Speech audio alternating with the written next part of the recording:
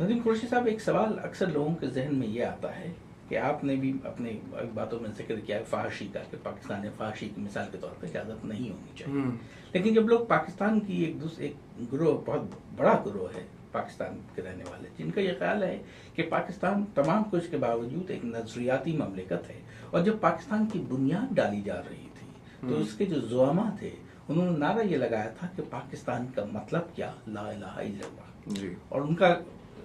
غالب اکثریت کا خیال یہ ہے کہ لوگ اس وجہ سے جو پاکستان کے قافلے میں شامل ہوتے چلے گئے. تو اب اس کی انٹرپریٹیشنز مختلف ہیں کہ کس حد تک سرکار کا، حکومت کا عمل دخل ہوگا، کن چیزوں کی اجازت ہوگی. فحاشی کا آپ نے ذکر کیا، شراب کے مسئلے پہ مثال کے طور پر جیسا آپ قہبہ خانے نہیں ہوں گے یا ہوں گے، یہ ایک ذاتی فعل ہے ایک انسان کا. اس طرح کے بہت سے ایشوز آ رہے ہیں، تو اس کو آپ کیسے ہینڈل کیجیے گا؟ اصل میں اس چیز کو ہینڈل کرنے کے لیے، معالجہ کرنے کے لیے آئین میں پروویژن ہے، اور اگر آپ جو اس کا نواں جز ہے جس میں اسلامک پروویژنز کی بات کی جاتی ہے، اس میں ایک اسلامک آئیڈیالوجی کونسل کی بات ہے، اور وہ کونسل کافی وسیع، اس کی تشکیل جو ہے وہ اس میں میرے خیال میں کوئی 20 سے 30 لوگ اس میں ہوں گے، اور ہر ایک فرقے کا اس میں ریپرزنٹیشن ہونا چاہیے. کم از کم میرے خیال میں اس میں 2 یا 4 خواتین کی بھی ریکوائرمنٹ ہے. تو اگر کوئی اس طرح کا تنازع آتا ہے تو یہ کونسل کا کام ہوتا ہے کہ وہ حکومت کو اپنی رائے اس معاملے میں دیں. تو یہ کوئی ایسی یعنی مشکل بات نہیں ہے. اگر کوئی اختلاف ہے مختلف فرقوں میں تو یہ کوئی مسئلہ نہیں ہے. یہ چیز جو ہے اسلامک آئیڈیالوجی کونسل کے سامنے رکھی جا سکتی ہے اور اس پہ فیصلہ لیا جا سکتا ہے. کچھ چیزیں ہیں جو ظاہر ہیں، جو کہ ہر مسلمان جو ہے وہ مانتا ہے، چاہے وہ ذاتی طور پہ اس کا پریکٹس کرے یا نہ کرے. اسلام میں فحاشی منع ہے، اسلام میں شراب منع ہے. اب کوئی ذاتی طور پہ یہ کرنا چاہے تو حکومت اس کو نہیں روک سکتی، بشرط یہ کہ وہ کھلے عام پہ، منظر عام پہ ایسی باتیں نہ کرے. گھروں میں جو لوگ ہیں، کسی گھر کی ایک حرمت ہے اسلام میں، کوئی کسی کے گھر میں داخل نہیں ہو سکتا، یا کوئی کسی کو اعتراض نہیں کر سکتا کہ آپ ایسے کر رہے ہیں. اور مزید اسلام میں ایک یہ بھی ہے کہ اگر آپ دیکھیں کہ کوئی لوگ یا کوئی گروہ کوئی ایسی بات کر رہا ہے جو اسلام کی، جو آپ سمجھیں کہ اسلام کی خلاف ورزی ہے، تو آپ انہیں بہت نرمی اور پیار سے سمجھائیں. یعنی کسی کو کوئی جبر یا اس طرح کی اجازت نہیں ہے اسلام میں کہ آپ جبر سے کسی کو پہ پابندی لگائیں، بشرط یہ کہ یہ کھلے منظر عام پہ نہیں ہو رہی بات. اور یہ تو ہر ایک شخص جو ہے اس میں کوئی اختلاف ہو نہیں سکتا. تو معاشرے کو ایک اسلامی ڈھانچے میں، ایک رنگ میں ہونا چاہیے، آپ کو کہنے کا مطلب یہ آئین کا کہنا ہے، یہ میرا کہنا نہیں. بہت سے لوگ یہ آج کہتے ہیں کہ پاکستان کے اس وقت جو مسائل ہیں، جس طرح کے بڑے گمبھیر قسم کے مسائل ہیں، معاشرتی مسائل ہیں، دنیا کے تعلقات کے حوالے سے مسائل ہیں، ذہنی انتشار کا ہم شکار ہیں، جی، اس کا بہت حد تک اس کی جڑیں پاکستان کا مذہب سے نفی ہونا ہے، کہ ہم فینیٹکس پیدا کرتے چلے جا رہے ہیں. اور اس راہ میں کیا آپ بھی ایسا سمجھتے ہیں؟ کیا پاکستان کو کسی حد تک سیکولر راہ اختیار کر لینی چاہیے؟ دیکھیے، راہ تو اختیار ہم جو آئین میں ہے ہمیں اس پہ پابند ہونا ہے. یہ ہمارا قانون ہے، یہ ہمارا دین ہے، ہمیں اس پہ پابند رہنا ہے، اور اس میں کسی کو اختیار نہیں ہے کہ وہ اس سبیل سے ہٹ سکے. اب سوال آپ نے ذکر کیا جو یہ ایکسٹریمسٹ کی بات کی آپ نے، اور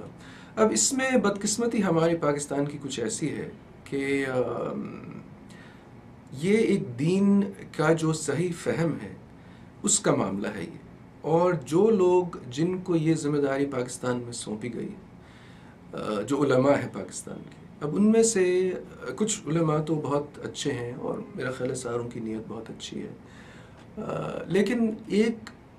بنیادی شرط ہونی چاہیے کسی بھی عالم کے لیے، عالم اسلام کے لیے، اور وہ شرط یہ ہونی چاہیے کہ عربی زبان میں ان کا پورا ایک قسم کا کنٹرول ہو، اس میں اچھی طرح وہ لکھ سکیں، پڑھ سکیں، بول سکیں. کیونکہ ہمارے جو سورسز ہیں، جو اوتھینٹک جس سے سورسز ہیں، جو قرآن اور سننا ہے، یہ سب عربی زبان میں ہیں. تو ہمارا مسئلہ کچھ ایسا ہے کہ بہت سارے جو ہمارے علماء ہیں ان کو عربی نہیں آتی، اور وہ جو بھی اسلام کے بارے میں سوچتے ہیں اور سمجھتے ہیں اور سیکھتے ہیں وہ کسی ترجمے سے سیکھتے ہیں، اور اس میں پھر غلطی ہونے کا بہت کا جو چانس ہے وہ بہت بڑھ جاتا ہے۔ اچھا، یہ تو خیر علماء ہو گئے۔ اب علماء چلیں، ان کو تو جو بھی ہے ترجمہ سے انہوں نے سیکھا ہے، شاید کسی جامعہ میں سیکھا ہے، کچھ کو عربی بھی آتی ہے، لیکن اگر آپ عام لیول پہ اتر آئیں، جیسے محلوں کے لیول پہ جو مساجد ہیں، ان میں جو امام ہیں، اکثر جو امام ہیں وہ ان کو تو عربی بالکل نہیں آتی، ان کو صرف اردو آتی ہے، اور جو بھی انہوں نے سیکھا سمجھا ہے وہ اس کو صحیح سمجھتے ہیں، اور ان کو اس بات پہ ان کو آپ بلیم نہیں کر سکتے۔ اب بات یہ ہے کہ اسلام، کوئی بھی اگر آپ، اسلام میں یہ بات واضح ہے ایک، کہ کوئی بھی شخص اگر آپ کو کچھ کہے کہ یہ اسلام میں منع ہے، یا یہ کہا گیا ہے، یا آپ یہ نہیں کر سکتے، یا یہ گناہ ہے، آپ کو فوراً حق ہوتا ہے، ہر انسان کو، چاہے وہ چھوٹا سے چھوٹا انسان ہو، کہ آپ اس شخص سے بولیں آپ کی دلیل کیا ہے، آپ کا ثبوت کیا ہے، جو آپ کہہ رہے ہیں اس کا ثبوت کیا ہے۔ اب ہمارے یہاں اکثر لوگ اگر یہ سوال کریں بھی تو جو امام لوگ ہیں وہ ثبوت نہیں دے سکتے۔ اب آپ کو میں مثال دوں، ہمارے محلے میں ایک مسجد ہے جہاں میں نماز پڑھنے جاتا ہوں، وہاں میں ایک دن ایک صف میں بیٹھ کے، متوسط صف میں بیٹھ کے قرآن پڑھ رہا تھا، میرے سامنے بھی کچھ لوگ تھے، پیچھے بھی کچھ لوگ تھے۔ اب اس مسجد کے امام وہاں سے گزرے اور انہوں نے میرے سے آ کے کہا کہ دیکھیں، آپ قرآن، آپ کے سامنے یہ شخص بیٹھا ہے اور آپ اس کے پیچھے قرآن پڑھ رہے ہیں، اور یہ آپ کو نہیں کرنا چاہیے کیونکہ یہ گناہ ہے، آپ بھی گناہ گار ہیں اور یہ بھی گناہ گار ہے۔ انہوں نے خود کہا، اور مجھے پوچھنے کی ضرورت نہیں پڑی، انہوں نے کہا پیٹھ ہو جاتی ہے، یعنی آپ اس آدمی کی پیٹھ کے پیچھے آپ قرآن پڑھ رہے ہیں اور یہ گناہ ہے، یعنی اس طرح کی صراحتاً ڈیکلریشن۔ اب یہ امام جو ہیں اگر ان کو عربی آتی اور عربی میں اگر انہوں نے قرآن پڑھا ہوتا تو ان کو وہ آیت ملتی جس میں بہت واضح طور پہ کہا گیا ہے کہ کوئی انسان کسی اور انسان کا گناہ نہیں اٹھائے، وَلَا تَقْسِبُ كُلُّ نَفْسٍ إِلَّا عَلَيْهَا وَلَا تَزِرُ وِزْرَةٌ وِزْرَ أُخْرَى، یعنی کوئی بھی،